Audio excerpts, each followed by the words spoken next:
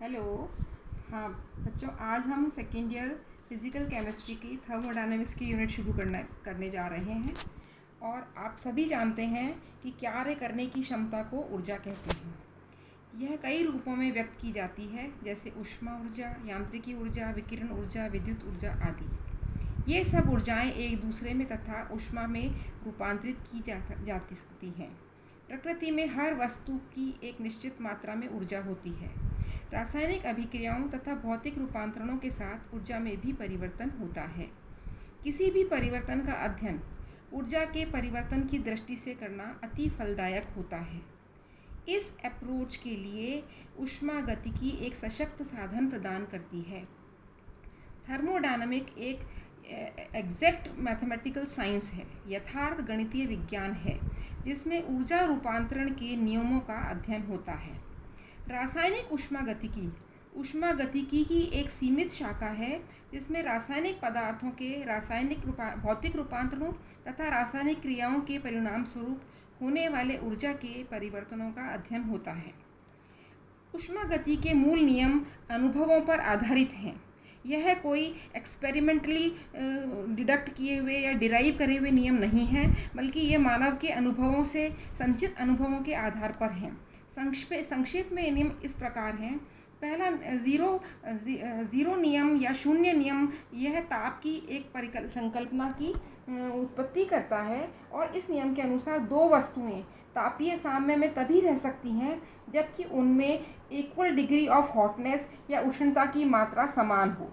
अर्थात अगर हम गर्म पानी में ठंडा पानी डालेंगे तो तब तक हीट का फ्लो गर्म पानी से ठंडे पानी की तरफ होता रहेगा, जब तक कि दोनों का ताप बराबर नहीं हो जाता।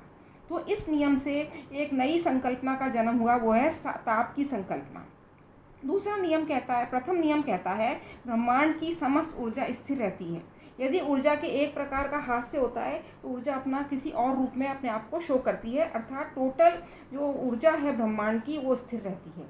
दूसरा नियम कहता है कि ब्रह्मांड की एंट्रोपी की मात्रा बढ़ रही है। एंट्रोपी एक कैओस या डिसऑर्डरनेस का माप है। ब्रह्मांड की एंट्रोपी बढ़ने का मतलब है हम लगातार एक कैओस की तरफ जा रहे हैं। इसके अतिरिक्त ये सब अनुभवों पर आधारित नियम हैं। और तृतीय नियम कहता है कि एब्सोल्यूट ज़ीरो टेम्परेचर पर आदर्श क्रिस्टलीय पदार्थ की एंट्रोपी शून्य होती है। आप सभी जानते हैं कि क्रिस्टलीय पदार्थ में ऑर्डर होता है, एक रिपीटेटिव यूनिट्स होती हैं जो कि एक ऑर्डर में अरेंज होती हैं। और एब्सोल्यूट टेम्परेचर पर सब तरह की गतियाँ, क्योंकि वाइब्रेशनल, रोटेशनल, ये गतियाँ नहीं शून्य के बराबर हो जाती हैं। तो तृतीय नियम ये कहता है कि परम शून्य ताप पर क्रिस्टलीय पदार्थ की एंट्रोपी शून्य होती है। ऊष्मागति के अंतर्गत हम हमेशा बल्क मैटर्स के बारे में बात करते हैं, जैसे कि दाब, आयतन, ताप, ऊर्जा में परिवर्तन इत्यादि। इन गुणों का मापन किया जा सकता है। ऊष्मागतिकी में एटॉमिक मॉलिक्यूलर स्ट्रक्चर या एटम्स की प्रकृति, उनकी संरचना पर निर्भरता नहीं है। इस प्रकार परमाणु तथा आणविक संरचना के बारे में अल्प ज्ञान ऊष्मागतिकी के अध्ययन में बाधा नहीं डालता। इससे ऊष्मागतिकी का महत्व और भी अधिक हो जाता है। ऊष्मागतिकी की सहायता से भौतिक रसायन के अन्य मूल नियमों, जैसे Raoult's law, phase rule, law of mass action, ऊष्मा रसायन के नियम आदि डेराइव किए जा सकते हैं। ऊष्मागतिकी में साम्यावस्था समस्याओं का अध्ययन किया जाता है, और फिर इसके द्वारा यह ज्ञात किया जाता है कि अमुक अभिक्रिया दी हुई परिस्थितियों में संभव होगी या नहीं। इससे स्वतः प्रक्रमों या स्पॉन्टेनियस प्रोसेसेस की परिस्थितियों का भी अध्ययन किया जाता है। इसके पश्चात बच्चों हम देखेंगे कि ऊष्मागतिकी की सीमाएं क्या हैं। यद्यपि ऊष्मागतिकी विभिन्न प्रक्रमों का अध्ययन करने में बहुत ही सहायक रही है, परंतु इसकी कुछ सीमाएं हैं। पहला इसकी लिमिटेशन है कि ऊष्मागतिकी पदार्थ की बल्क मैटर या विपुल मात्राओं के लिए है। अतः यह परमाणु तथा आणविक संरचना संबंधी प्रश्नों पर मौन रहती है, उसके बारे में कोई जानकारी नहीं देती। दूसरा, इसमें तंत्रों में साम्यावस्था का अध्ययन करते हैं, पर साम्य प्राप्त करने में कितना समय लगता है, इसका ज्ञान इससे हमें नहीं होता। इस प्रकार ये अभिक्रिया दर पर कोई प्रकाश नहीं डालती। अध्ययन का यह क्षेत्र केमिकल डायनामिक्स के अंतर्गत आता है। अब हम देखेंगे कि थर्मोडायनामिक्स के बेसिक कंसेप्ट्स या मूल कंसेप्ट्स क्या हैं। ऊष्मागतिकी में बहुधा काम में आने वाली टर्म्स की परिभाषा देना समझना आवश्यक है ताकि हम आगे तक थर्मोडायनामिक्स को समझ सकें। सबसे पहला टर्म है सिस्टम या तंत्र। यूनिवर्स या ब्रह्मांड का वह भाग जो अध्ययन के लिए चुना गया हो और शेष ब्रह्मांड से रियल या काल्पनिक, वास्तविक या काल्पनिक या रियल या इमेजिनरी सीमाओं द्वारा पृथक हो, सिस्टम कहलाता है। उदाहरण के लिए एक वायुरोधी पिस्टन लगे सिलेंडर में एक मोल गैस भरी हुई है। यदि इस गैस पर दाब और ताप के प्रभाव का अध्ययन करना हो तो ये पिस्टन में भरी हुई एक मोल गैस एक सिस्टम होगी। दूसरा इम्पॉर्टेंट कंसेप्ट है सराउंडिंग या पारिपार्श्विक। सिस्टम को छोड़कर ब्रह्मांड का शेष भाग सराउंडिंग कहलाता है।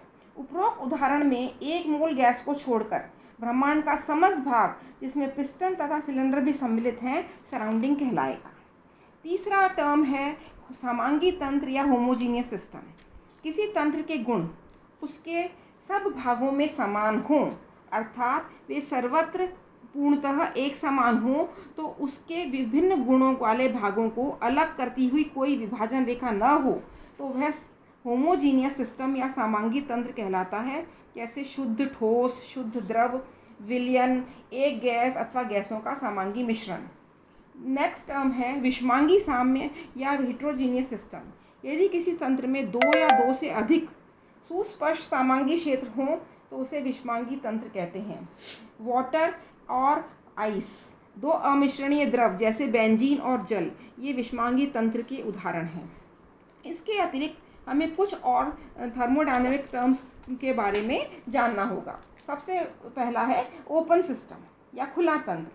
खुला तंत्र या ओपन सिस्टम वह सिस्टम है जो पदार्थ तथा ऊर्जा दोनों का अपनी सराउंडिंग से एक्सचेंज करता है, खुला तंत्र कहलाता है। खुले बीकर में रखा हुआ गर्म जल इसका उदाहरण है। जल वाष्प जो कि पदार्थ है, वह ऊष्मा जो कि ऊर्जा है, दोनों ही अपनी सराउंडिंग से स्थानांतरित करता है।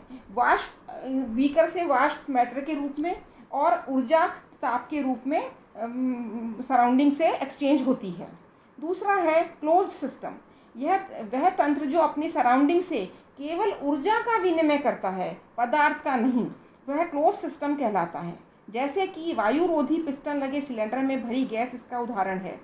पिस्टन ऊपर उठने से गैस का प्रसारण होना है तथा ऊर्जा पिस्टन पर हो रहे कार्य के रूप में सराउंडिंग में स्थानांतरित हो रही है। पिस्टन वायुरोधी होने के कारण गैस का एक्सचेंज नहीं होता, गैस का सराउंडिंग से एक्सचेंज नहीं होता, अतः केवल एनर्जी एक्सचेंज हो रही है, मैटर नहीं, अतः यह एक क्लोज सिस्टम है। तीसरी तरह का सिस्टम कहलाता है विलगित तंत्र या आइसोलेटेड सिस्टम। यह तंत्र जो अपनी सराउंडिंग से न तो ऊर्जा का विनिमय करता है न पदार्थ का, वह विलगित तंत्र कहलाता है। एक बंद कमरे में बंद थर्मस फ्लास्क में रखी हुई चाय इसका उदाहरण है। क्योंकि थर्मस बंद है, इंसुलेटेड है, अतः पदार्थ का एक्सचेंज नहीं हो सकता और थर्मस ऊष्मारोधी है, इस अतः ऊर्जा का भी पास सराउंडिंग से एक्सचेंज नहीं हो सकता। ऐसे सिस्टम को आइसोलेटेड सिस्टम कहते हैं। अब एक हमें थर्मोडायनेमिक इक्वेशंस का या थर्मोडायनेमिक्स का और अध्ययन करने के लिए हमें समझना होगा कि तंत्र की अवस्था या स्टेट ऑफ मैटर क्या है। किसी भी तंत्र की अवस्था संगठन, दाब, आयतन तथा ताप 4 गुणों पर निर्भर करती है। ये गुण अवस्था के वेरिएबल्स कहलाते हैं या वेरिएबल्स ऑफ स्टेट कहलाते हैं। Volume, temperature, pressure and composition. वास्तविक व्यवहार में दाब, आयतन तथा ताप में से कोई भी 2 चर की अवस्था निर्धारित करने के लिए पर्याप्त होती है, क्योंकि तीसरा वेरिएबल बाकी के मानों पर निर्भर करता है। सामान्यतः दाब और ताप वेरिएबल स्वतंत्र वेरिएबल या इंडिपेंडेंट वेरिएबल के रूप में लिए जाते हैं। उदाहरण के लिए किसी समांगी तंत्र जिसमें सिर्फ एक ही पदार्थ हो, केवल दाब तथा ताप निर्दिष्ट करने से ही तंत्र की अवस्था निर्धारित हो जाती है, क्योंकि उसका संगठन इस ताप और दिए गए ताप और दाब पर निश्चित होता है। विलयन की स्थिति में तंत्र की अवस्था का निर्धारण दाब, ताप तथा विभिन्न घटकों की कुल संख्या में से एक को छोड़कर सबकी मोल भिन्नों को निर्दिष्ट करने पर होता है। अब तंत्र में जो सिस्टम की हमने परिभाषा दी कि सिस्टम यूनिवर्स का वो भाग है जिसको स्टडी के लिए बाकी के ब्रह्मांड से अलग, इमेजिनरी और रियल बाउंड्री से अलग किया गया है, उसके कुछ गुण हमको पढ़ने होंगे। तंत्र दो तरह के होते हैं। एक होता है, तंत्र की दो तरह की प्रॉपर्टीज़ होती हैं। एक प्रॉपर्टीज़ होती है मात्रात्मक गुण या एक्सटेंसिव प्रॉपर्टीज़, और दूसरी होती है इंटेंसिव प्रॉपर्टीज़ या विशिष्ट गुण। मात्रात्मक गुण वह गुण होते हैं जो तंत्र में दिए हुए पदार्थ की मात्रा पर निर्भर करते हैं। यहाँ पर पदार्थ की मात्रा इम्पॉर्टेंट है, मात्रात्मक गुण कहलाते हैं। इस प्रकार ऐसे गुण हैं कुल द्रव्यमान, आयतन, ऊष्मा की मात्रा, आंतरिक ऊर्जा तथा एंट्रोपी, ये मात्रात्मक गुण के उदाहरण हैं। इंटेंसिव प्रॉपर्टीज़ या विशिष्ट गुण वह गुण होते हैं जो तंत्र में उपस्थित पदार्थ की मात्रा पर निर्भर नहीं करते हैं, बल्कि पदार्थ की सांद्रता पर निर्भर करते हैं, विशिष्ट गुण कहलाते हैं। इस प्रकार दाब, ताप, घनत्व, श्यानता, पृष्ठ तनाव विशिष्ट गुण के उदाहरण हैं। यह ध्यान देने योग्य है कि जब पदार्थ इकाई मात्रा में दिया हो तो मात्रात्मक गुण विशिष्ट गुण बन जाते हैं। फिर से ध्यान से सुनिए कि जब कभी पदार्थ इकाई मात्रा में दिया हो तो मात्रात्मक गुण विशिष्ट गुण बन जाते हैं। उदाहरण के लिए द्रव्यमान तथा आयतन मात्रात्मक गुण हैं, परंतु द्रव्यमान प्रति इकाई आयतन घनत्व तथा आयतन प्रति इकाई द्रव्यमान विशिष्ट आयतन विशिष्ट गुण हैं। इसी प्रकार ऊष्माधारिता मात्रात्मक गुण है और विशिष्ट ऊष्मा विशिष्ट गुण है। कितने मिनट का हुआ?